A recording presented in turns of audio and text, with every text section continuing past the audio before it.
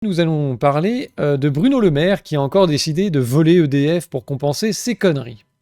Nouvelle taxe, 3 milliards, qui plane au-dessus d'EDF. En quête de ressources budgétaires, le gouvernement sortant a imaginé une taxe non plus seulement sur les super profits des énergéticiens, on avait vu que ça avait un peu capoté, mais sur la production d'énergie en France. Elle toucherait les centrales de plus de 260 MW, et donc principalement EDF, pour ne pas dire seulement EDF. C'est l'une des dernières conneries de notre mascotte nationale, Bruno Le Maire, a encore réussi à couler EDF. Ah le bâtard. Au sein des équipes de l'énergéticien public, on la surnomme désormais la taxe EDF, et pour cause, imaginée par les équipes de Bruno, et ils se sont mis à plusieurs au printemps dernier, afin de tenter de respecter la trajectoire budgétaire. Ils se sont mis à plusieurs aussi pour la faire déraper. La nouvelle taxe sur les énergéticiens s'est transformée au fil des discussions en une taxe essentiellement centrée sur les revenus d'EDF. À la suite de réflexions des députés emmenés par le rapporteur général du budget Jean-René Cazeneuve, on va s'intéresser un peu à son fiston aussi.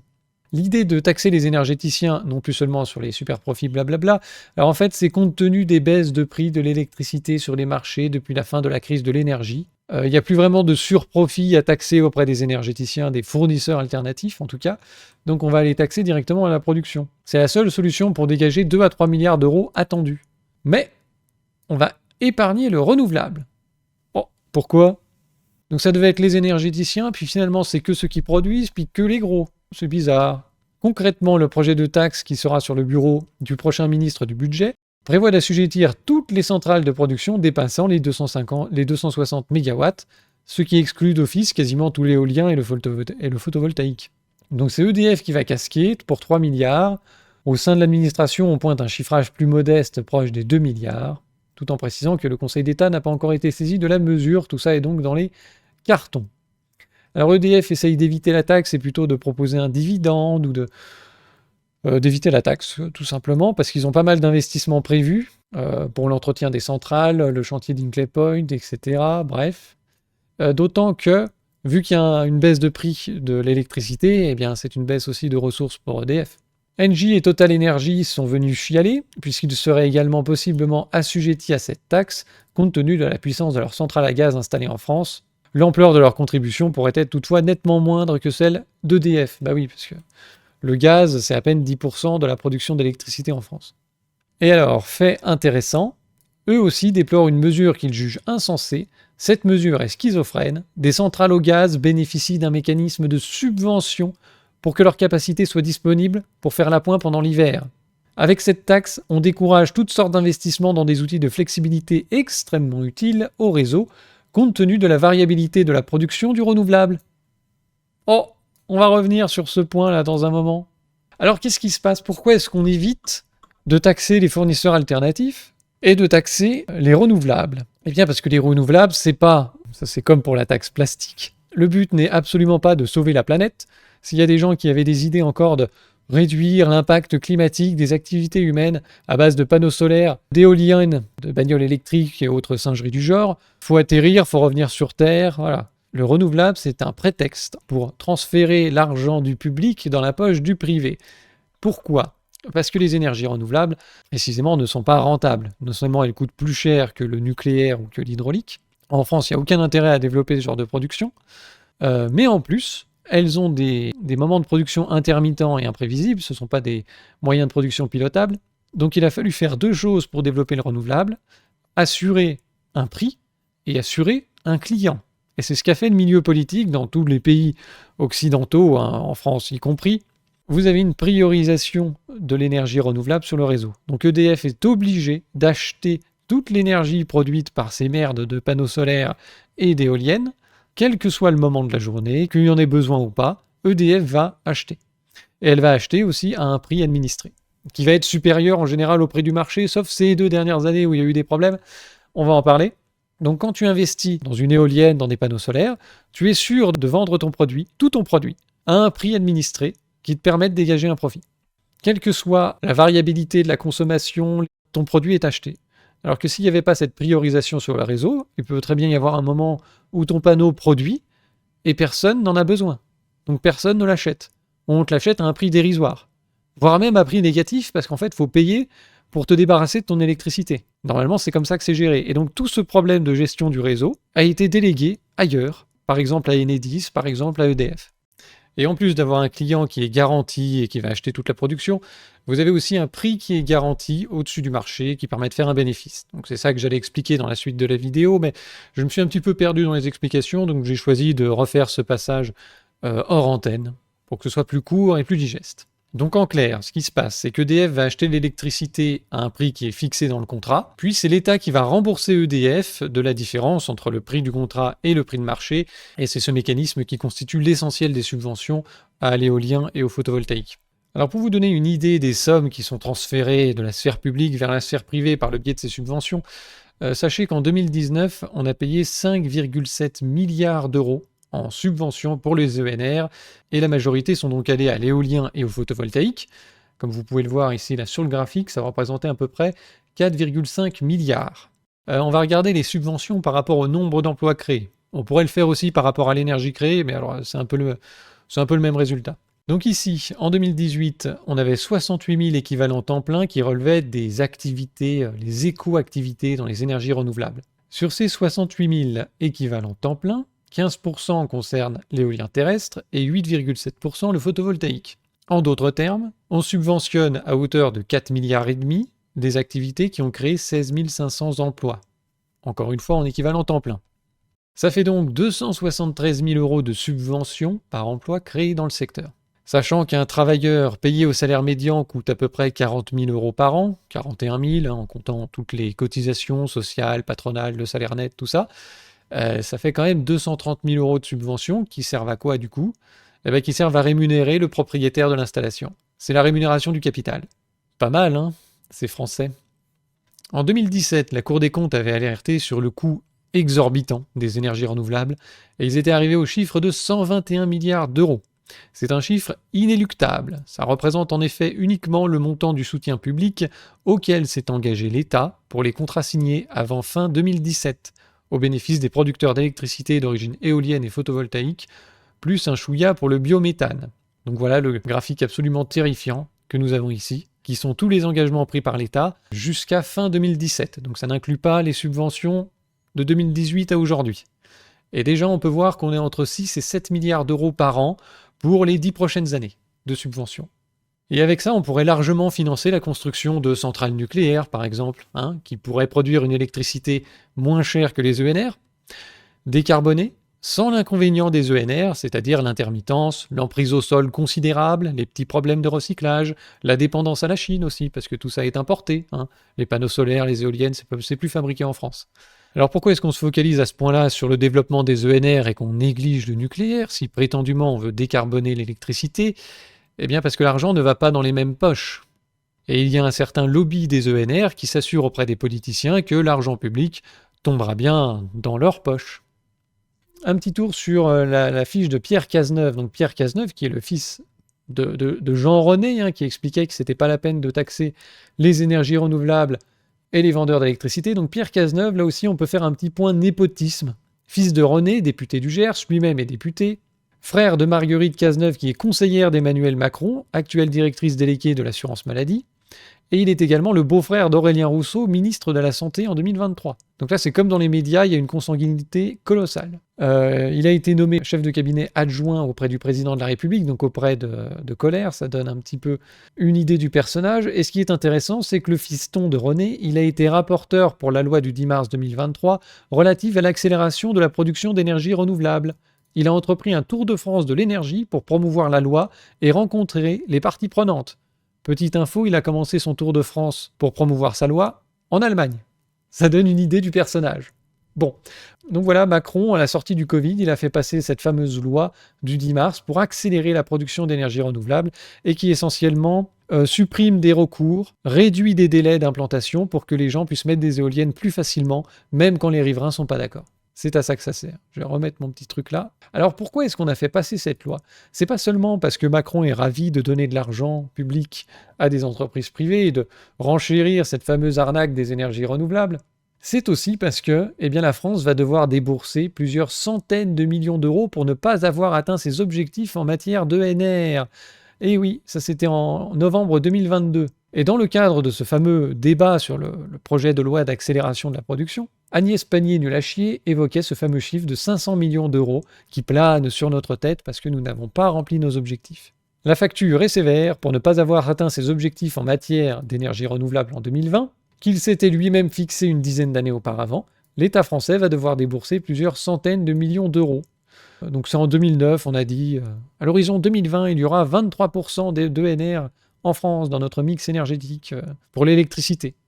Finalement, on a fait 19,1%. Et la France va devoir acheter aux pays bons élèves, qui eux ont dépassé leur cible, des volumes statistiques d'énergie renouvelable, par le biais d'un mécanisme européen. Voilà, comme d'habitude, tu rajoutes européen derrière un truc, et ça devient une énorme charge et un bordel bureaucratique. C'est merveilleux. Donc Agnès Pannier-Runacher avait sorti ce chiffre pour justifier la fameuse loi d'accélération sur la production du renouvelable.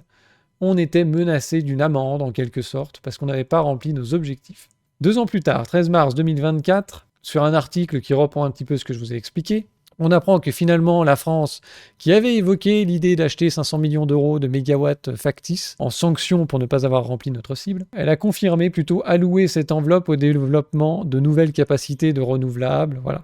Mais pour l'Europe, toutefois, la France reste en infraction et une amende pour son retard sur les énergies renouvelables pourrait finir par lui être infligée. Il n'y a pas de procédure en cours, il n'existe pas non plus de délai légal en la matière. Il y a quelques mois, la Cour des comptes évoquait un montant de 960 millions d'euros rien que pour l'année 2020. On a l'énergie la plus décarbonée de toute l'Europe, mais on nous reproche de ne pas faire assez d'ENR pour décarboner une énergie qui l'est déjà. D'ailleurs, il faut savoir que l'éolien et le solaire produisent plus de gaz à effet de serre que le nucléaire. Donc à chaque fois qu'on ajoute du solaire et de l'éolien en France et qu'on entrave le nucléaire, on génère plus de CO2. Et c'est pour ça que la France essaye d'infléchir le discours européen en misant sur la décarbonation, alors que l'Europe maintient le cap sur le renouvelable. Alors on nous dit qu'il faut développer le renouvelable pour atténuer l'impact des activités humaines sur le climat, pour décarboner l'économie, hein. Demain, on roulera tous en bagnole électrique alimentée par des énergies propres, décarbonées. Ah non, il faut que ce soit renouvelable. Mais pourquoi donc? Ah, on va voir. Ce lundi 4 mars de cette année, Bruno Le Maire, notre ministre de l'économie, et qui nous manquera à tous, se montrait confiant. Nous voulons d'une Europe qui fixe des objectifs climatiques clairs en visant la neutralité carbone. La France devrait pouvoir choisir souverainement son mix énergétique. Encore une fois, Bruno milite pour le Frexit. Il veut récupérer la souveraineté de la France sur le mix énergétique. Il veut plus de l'Union européenne. C'est terminé. Il avait déjà fait ça sur le marché européen de l'électricité, vous vous en souvenez de cet extrait, où il expliquait qu'il fallait contourner en fait la bureaucratie européenne et s'entendre entre les pays qui le voulaient, en dehors du cadre de l'Union européenne, pour renégocier le marché européen. Ces gens qui nous vantent l'Europe toute l'année, quand il s'agit d'être dans l'action, ils nous disent qu'il faut récupérer notre souveraineté et il faut qu'on s'organise en dehors de l'UE. Bon, d'accord. Grand Européen devant l'éternel. Décoré par l'Allemagne, le monsieur. Pour service rendu à l'Europe, paraît-il. Voilà, on va rentrer un peu dans le problème de la souveraineté, le coût de l'absence de souveraineté de la France. Voilà à quoi ça ressemble. La commissaire européenne à l'énergie, Kadri Simpson, rappelle tout de même que la Commission ne peut pas ignorer que la France a manqué son objectif renouvelable. En février dernier, elle avait d'ailleurs demandé à notre pays de rehausser ses ambitions en la matière pour 2030. On réitère la connerie. En 2009, on avait fixé un objectif à la con, on ne l'a pas rempli en 2020. Eh bien, 2020 pour 2030, il faut redéfinir un objectif, qui va être de 30% d'ailleurs, et ça ne va pas leur plaire. Les États membres doivent soumettre en juin prochain leur participation à l'objectif européen d'atteindre les 42,5% d'énergie renouvelable.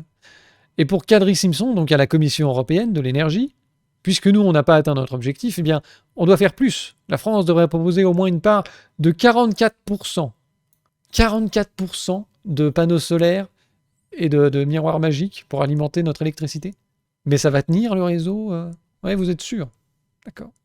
Alors, on est en juillet, et effectivement, la France a déposé son fameux plan énergétique intégré, énergie-climat, mon cul sur la commode, et ils ont fixé un objectif de 33% de renouvelables d'ici 2030, ce qui est complètement con, mais bon, c'est pas grave. Parce que si dans le même temps, on veut développer le nucléaire, eh bien, il faut développer en même temps le solaire et le photovoltaïque pour être dans le 33%. C'est idiot. Voilà. Et donc, l'Union européenne est actuellement... Il y a un contentieux, en fait, avec la France, parce qu'ils veulent nous faire passer à 44% d'ici 2030. Va falloir en faire de la subvention.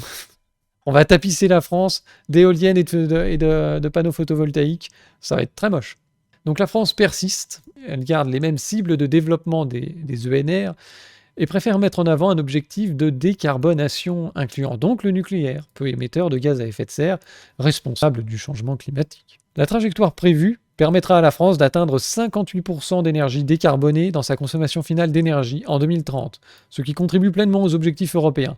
Sauf que l'objectif européen, c'est pas la décarbonation, c'est de donner du fric à des gens qui spéculent, qui veulent un marché captif en fait. Et pour ça, il faut des éoliennes et des panneaux solaires. Bruno Le Maire est encore en train de se plaindre des causes qu'il chérit. Donc la France continue de se torcher le cul avec les exigences de l'UE, ils sont en pleine désobéissance, on se croirait à la LFI, ils sont en train de bordéliser l'UE. La France prend ainsi le risque d'une procédure de sanction par la Commission. Entre guillemets, la France ne va pas s'acquitter de pénalités. Ses objectifs d'avoir tant de mâts d'éoliennes ici, tant de panneaux photovoltaïques là, c'est l'Europe dont nous ne voulons plus. C'est insurgé début mars le ministre de l'économie Bruno Le Maire. Il est encore pour le Frexit. C'est pour ça d'ailleurs il part en Suisse, maintenant il part dans ce pays qui n'est pas dans l'Union Européenne et dans l'euro.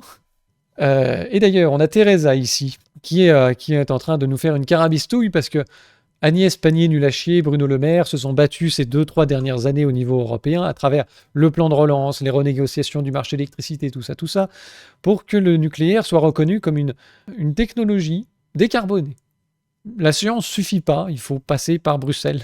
C'est pour pouvoir accorder des subventions du plan de relance, notamment, au développement du nucléaire, ou tout simplement pouvoir financer le nucléaire, bref, il faut que ça rentre dans la nomenclature bruxelloise, tout un merdier.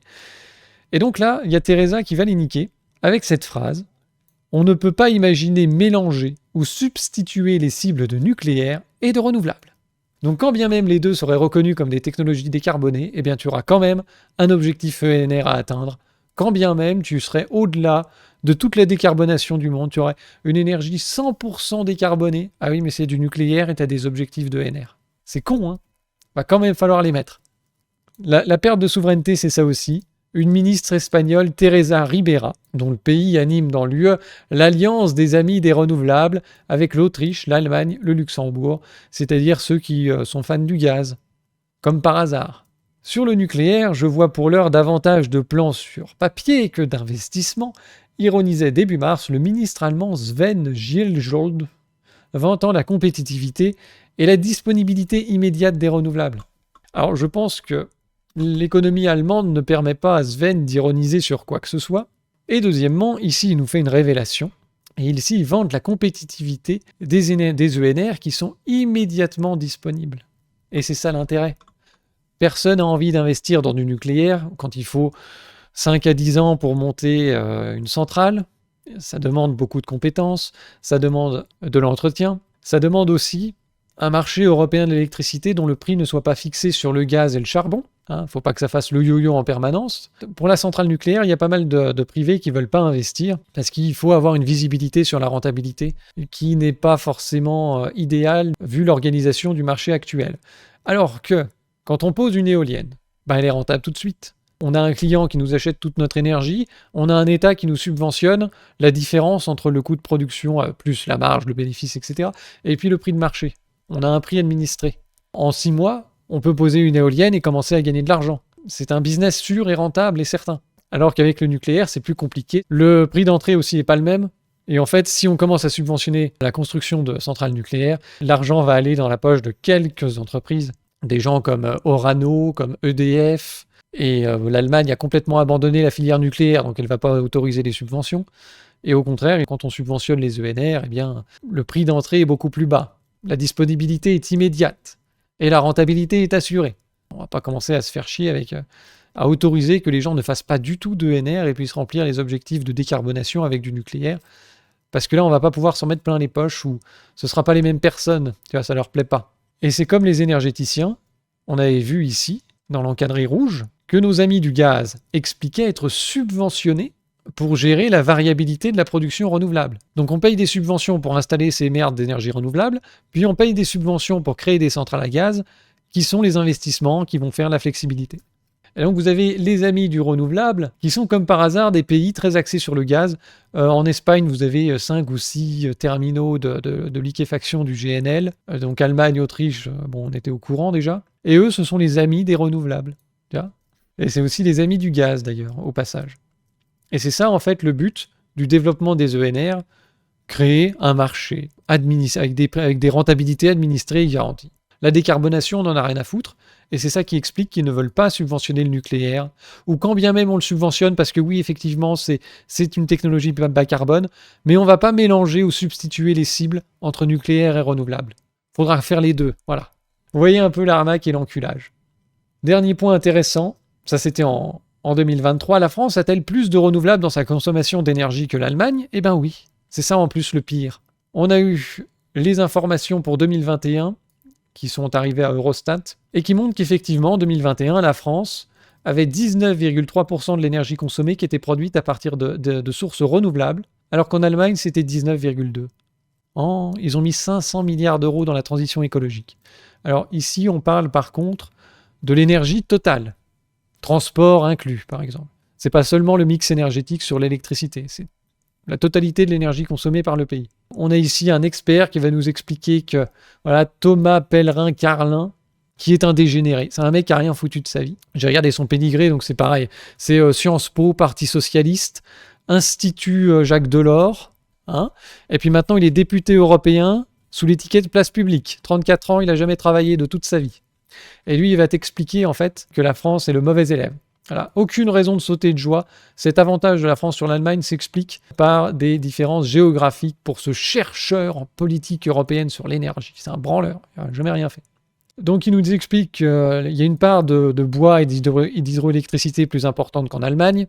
On pourrait aussi dire qu'en Allemagne, ils utilisent plus de gaz et de charbon, notamment dans l'industrie. Donc l'un dans l'autre, on se retrouve avec un mix énergétique de 0,1 point supérieur à l'Allemagne en ce qui concerne le renouvelable. Et il indique, là, c'est ça qui est révélateur, en revanche, sur le solaire ou l'éolien, fruit de véritables choix politiques, la France est loin derrière de l'Allemagne. Et loin derrière l'Allemagne. On a affaire à des gens qui sont des teubés idéologiques complets. Et quand on te dit, t'as vu, la France, malgré des investissements moindres dans les ENR, elle a un meilleur bilan sur les énergies renouvelables que l'Allemagne. Ah non, on est loin derrière. Face à ces chiffres, il serait fort de café d'avoir un discours laissant croire que la France est un très bon élève en matière de renouvelables. Bah si, en fait. Déjà mieux que l'Allemagne, c'est un fait. C'est un fait factuel sur l'ensemble de l'énergie. On utilise plus d'énergie renouvelable que l'Allemagne. Et deuxièmement, on a une électricité nettement plus décarbonée que l'Allemagne, malgré des investissements moindres dans les ENR. Donc encore une fois, le but ici que l'on voit, c'est de prendre des décisions politiques spécifiques en faveur du développement du solaire et de l'éolien, parce que c'est une courroie de transmission de l'argent public vers le privé. Voilà. Et ça, on n'y touche pas. On va taxer les producteurs d'électricité, mais on épargne le renouvelable, parce que c'est la source de profit pour les copains. Autre fait intéressant, les fameux fournisseurs alternatifs d'électricité qui au début étaient censés être visés, ça devait toucher tous les énergéticiens et remplacer la fameuse taxe sur les super profits qui n'a pas bien fonctionné. Eh bien non seulement on ne va pas les taxer, mais on apprend par exemple qu'il y avait 72% des concurrents d'EDF qui ont fraudé en 2022. Vous vous souvenez un petit peu de cette affaire, j'en ai légèrement parlé.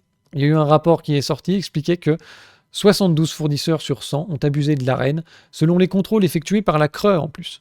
La Commission de régulation de l'énergie qui distribue l'Arenh, qui n'a pas forcément intérêt à expliquer aux gens que tout ça est très mal fait, et qui passe son temps au contraire à dire qu'il n'y a aucun problème, que les fraudes sont marginales, et que tout ça va être vérifié, contrôlé, voilà. Une fraude pour laquelle ils se sont vus infliger une amende globale à plus de 1,6 milliard d'euros. Ces gens ne fournissent aucun service, fraudent, on leur fait payer 1,6 milliard d'euros, mais on va aller taper 3 milliards à EDF, qui se fait en plus voler son électricité, qui est la seule entreprise d'ailleurs, parmi les fournisseurs alternatifs, qui produit réellement un service. Donc non seulement on ne les taxe pas, mais vous vous souvenez qu'ils nous avaient coûté un pognon de dingue, puisque l'ensemble des mesures du bouclier tarifaire avait coûté 72 milliards d'euros. Et j'avais fait une vidéo d'ailleurs sur le plus grand détournement de fonds publics légal de l'histoire, où la Cour de compte nous avait expliqué, donc le fameux coût des boucliers tarifaires était tombé, et donc non seulement ces entreprises volent le courant à EDF et le facturent avec une marge indue sans fournir aucun service, à part nous harceler au téléphone pour leur dire d'acheter leur super contrat, alors qu'en fait ils volent essentiellement leur électricité à EDF pour nous la refourguer plus cher, c'est ça le mécanisme de l'Arenh. Donc de base c'est des voleurs, mais en plus le mécanisme d'alignement des prix du marché sur les énergies fossiles a fait que en 2022, il y a eu des gros problèmes de spéculation et d'envolée des prix. Ils ont été très contents de répercuter sur les clients. Ils ont même fraudé pour pouvoir le faire davantage. Les 72% de fraude, c'est ça. C'est des gens qui ont menti pour obtenir plus d'électricité subventionnée. Ils ont menti sur leurs besoins. Ou alors, ils ont fait exprès de virer des clients pour lesquels ils avaient obtenu de l'électricité subventionnée. Et ensuite, ils revendaient les contrats de disponibilité sur le marché à prix d'or. C'est essentiellement ça, les fraudes. Et donc ces gens-là, il faut trouver un moyen ensuite pour solvabiliser la demande, parce que c'est bien beau de multiplier les factures des clients par 10, il faut quand même qu'ils payent à un moment, et c'est pour ça que l'État a mis en place les boucliers tarifaires pour payer les factures zinzin à la place des gens. 72 milliards que ça nous a coûté. Ensuite, ils ont essayé de faire une taxe sur les surprofits pour récupérer l'argent indûment touché par la spéculation. Et finalement, cette taxe, c'était indiqué ici, la captation des rémunérations excédentaires des producteurs à travers la contribution sur les rentes inframarginales ne semble pas, d'après les prévisions de rendement disponibles, en mesure de produire des effets à hauteur des marges effectivement dégagées. En gros, la taxe a foiré.